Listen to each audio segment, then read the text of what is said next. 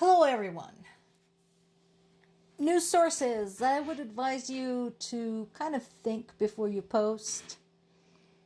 Ukraine is not defying Western allies. Ukraine is fighting a war. And it's doing it rather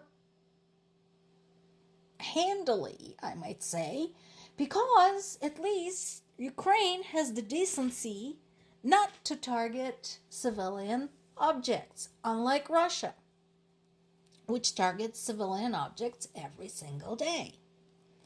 So, no, Ukraine did not step up attacks on Russia's oil industry just to piss off the Western allies. It is doing so for the purposes of survival.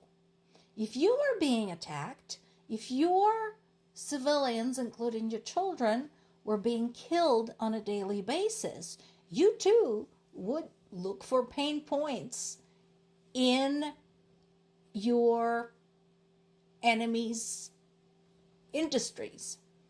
And oil industry is a big pain point. Just so we're clear.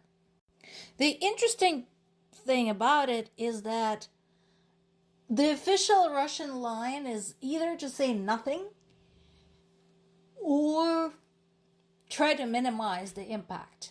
I don't know why they bother, because as I mentioned before, despite all of the limitations on the internet they have been introducing, before anybody knows, when there is a big strike like that, especially if it causes like a big spectacular explosion and a fire, there are immediately thousands, if not millions, of posts on usually Telegram, because Russians have access to that still, and tons of views showing what's going on, and usually those mention where they are, or there is a location tag and a timestamp.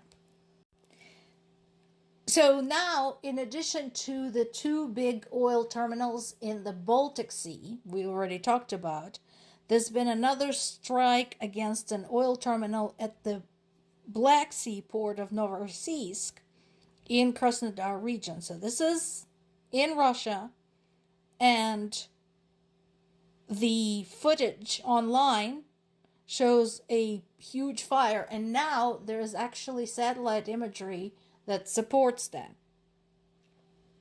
And again, Russia keeps saying how many Ukrainian drones they have downed. What they don't say is how many actually found their target, or in some cases, what happened when pieces of burning drones hit flammable materials, which is common at the oil facilities. And once again, I don't want to hear any complaints about this. Europe, you should be actually reasonably well off, because you have been working on green technologies and alternative fuels for how long now? And you should have been working on them some more, because you were already actively in the process of disconnecting yourself from Russian oil. Unlike some of you members, but mostly. Hungary and Slovakia are still whining about it. But even Russian bloggers are now acknowledging that Russia's oil export capacity has been severely compromised, and these oil terminals will be very time consuming and very costly to repair.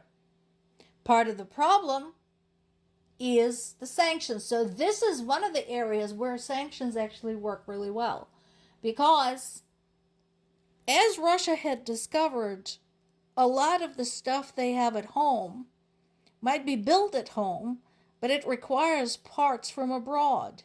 For all of Russia's posturing, all of their claims, very similar to Trump, incidentally, oh, we don't need anything, we can make better at home, That is not entirely true.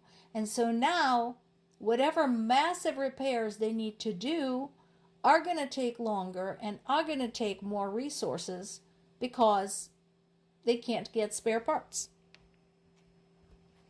And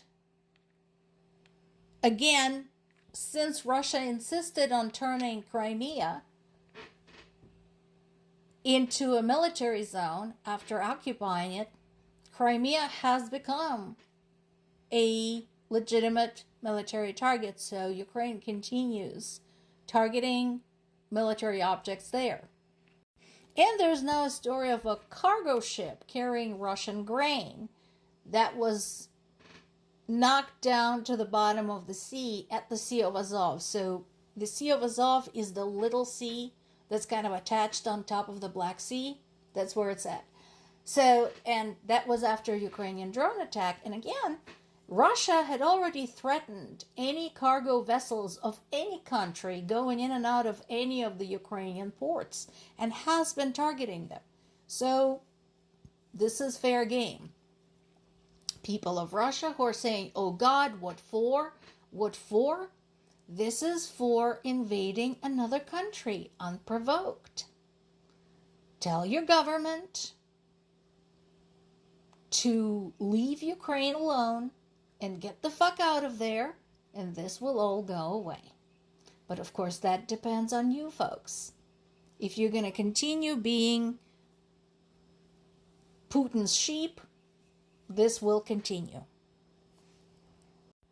And yes, Ukrainian government, Zelensky's, Ukrainian people, analysts, economists, political scientists, historians are all basically saying the same thing. The war in Iran is beneficial to Russia because, first of all, again, the demand for oil becomes greater, right? And again, U.S. has already lightened some of the sanctions against Russia because of that. Even though U.S. has plenty of its own supplies. But, far be it from the U.S. oil barons to miss an opportunity to make more money, like they don't have enough already. So yes, and also it is beneficial to Russia politically because it is a very controversial operation. And we already know that. Meanwhile, there's been a deadly attack in Odessa where 3 people died, including children. And there also is an uptick in Russia's attacks against Ukrainian railroads. I am not sure if the project that has been introduced to protect supply routes for the army using the nets, we talked about the nets a couple of days ago, if that can also be used to protect the railways, because that would be awesome. But that is a concern. The attacks are escalating, and this is one of the things I mean when I say nowhere in Ukraine is safe. People have nowhere to go from the areas that are being targeted frequently because the entire country is being targeted. And also, there's no safe way to go because Russia had already said that they will target any caravan of trucks or cars or buses, and they have been targeting trains as well. So I know a lot of people are asking, can't your parents just evacuate? No, they can't. They have nowhere to go, and they have no way to go. More to come.